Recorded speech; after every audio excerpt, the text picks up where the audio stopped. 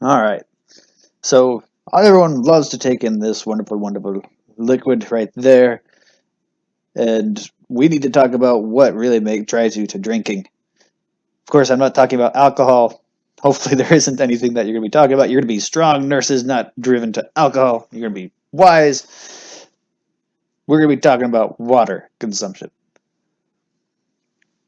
So first off, what is the thirst response? It's just a response to not having enough water in the right way. So the number one way that everyone thinks of is that it's blood osmolarity. You have an increased blood osmolarity. All that means is that your blood is thirsty. It's a little too salty for its own good. That blood osmolarity, that saltiness, is picked up by an osmoreceptor in the hypothalamus, which tells itself and triggers the increased thirst response, which increases your water intake, which hopefully increases your water intake, and then rebalances it out, so it's a negative feedback loop. You could also have both the blood volume. If you have a decrease in blood volume, you're going to go ahead and cause your atrial receptor, some receptors in your atria to say, hey, we're a little low here. Maybe we can perhaps add some water. So if you're losing some blood, most likely you're going to start feeling a little bit parched, even though being parched is probably not your largest worry at the moment. You can also see a decreased blood pressure causing the drive and thirstiness. We'll say the blood volume and the blood pressure probably go hand in hand, but in some cases it does not. So it's probably a good idea that we twist it apart here. Your decreased activity, your baroreceptors in your blood vessels could probably sense it and cause the hypothalamus to make you thirsty. But you also have a spot inside your kidneys that releases renin, which releases angiotensin 2, which does have a response to your hypothalamus. And of course, having a dry mouth always drives one to say, I really need some water. So you got your liquid, you got your water, you got a lot of ways that you can lose that liquid. If you remember back to our little discussion, you could urinate, you could sweat, you could do all that stuff. But the number one things that sort of maintain, or that you want to maintain from your kidneys, from your sweating and all that stuff, are the ions of sodium, chlorine, and of course water. You want those levels to be A-OK. And these are the three major hormones that maintain that sodium chlorine, with an additional antidiuretic hormone that maintains water. Angiotensin 2, aldosterone, are both released in the response to a decrease in blood volume, we'll talk about shortly, while the atrial natriuretic peptide is more of an increase in blood pressure. So what happens for ADH? ADH, remember, is the guy that does water.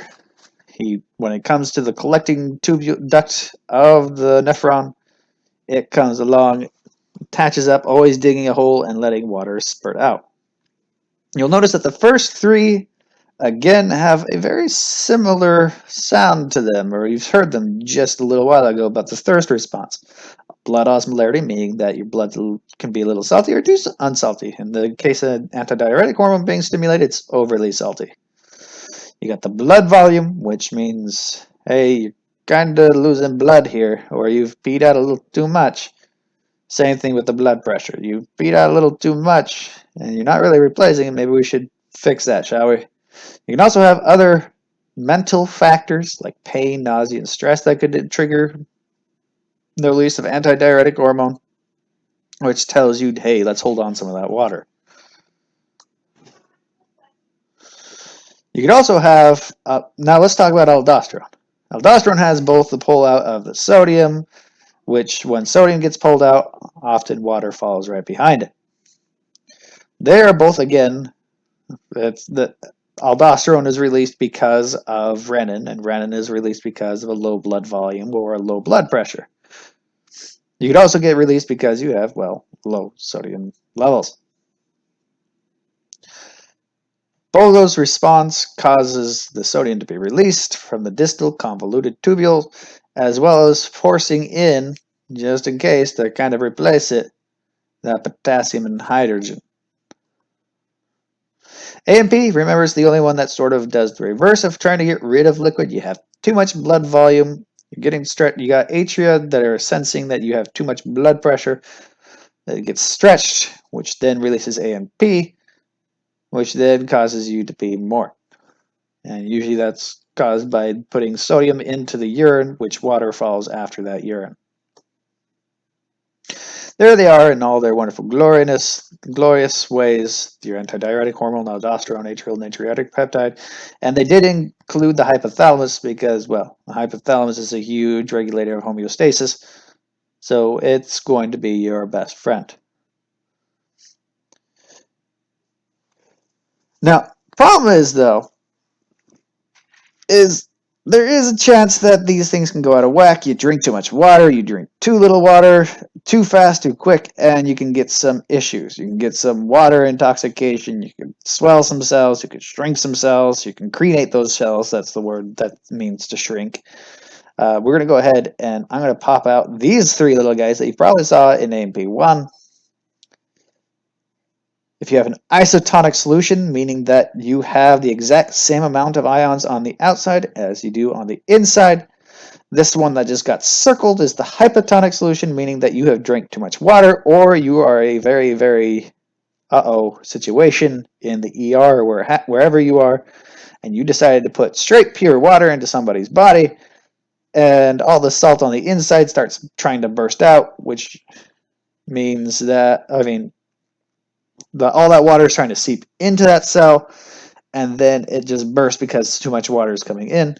Or you are super dehydrated, like in the hypertonic solution, meaning you've thrown a cell into a very, very salty place, and all those salts are saying, hey, that cell has water in it. Let's take it. It's mine now, right? Let's mug them. So they begin to crenate. Okay. Water intoxication, meaning that you are building up or you're starting to make some issues. There's a couple of ways you can get that. In this case, it looks like we're going to go ahead and just be talking about how you get it. So if you got a lot of blood loss, you're getting rid of a lot of salt, but then you take in plain water. Going through puberty here. You're taking in plain water. Yeah, you're replacing the blood volume, but you're really not replacing your sodium levels or your calcium or chlorine levels that are usually there, which means you got too much water on the outside, which then goes into your cells, which is a no bueno. When that happens, more water sneaks into your cells, and you get water intoxication. And if you get too much water in your nerves, you're going to get some mental confusion. If it's really bad, you can get a coma and you can possibly death. With that, I think that's probably a good point to stop. We'll talk about the acid-base balance in the next video.